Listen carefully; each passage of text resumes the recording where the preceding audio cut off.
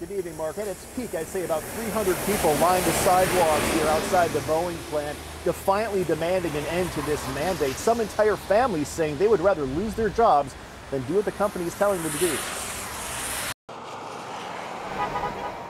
The Kennedys are a Boeing family.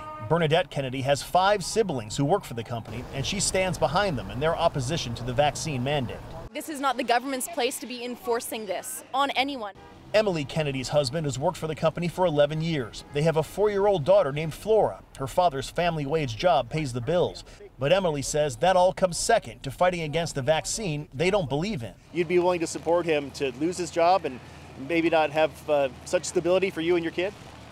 I have supported him. I'm supporting him now. I will support him if he loses his job. Boeing employs 125,000 people, some 57,000 of them across the Puget Sound region.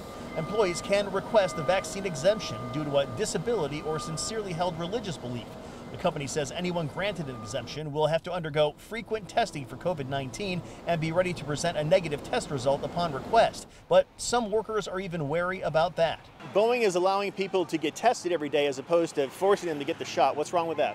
Nothing. I would be perfectly okay with that. Like I said, how they're going to implement that is another question, and whether they're going to work with us. Boeing is the latest major company to comply with the Biden administration's vaccine mandate, including Seattle-based Alaska Airlines. Companies risk losing lucrative federal contracts if they don't fall in line. How many of these protesters are actually willing to risk their livelihoods remains to be seen, but the Kennedys, including Emily, Bernadette, and Flora, are not backing down. Do you think Boeing is actually going to bend to this pressure? If they don't listen to their employees, they're going to lose a lot of really good employees. I've told him that I'm with him on this. We're not getting it either. Boeing workers have until December 8th to be vaccinated or lose their job. We reached out to the Boeing company today for comment, but we have not heard back. Live in Everett tonight, Eric Wilkinson, King 5 News.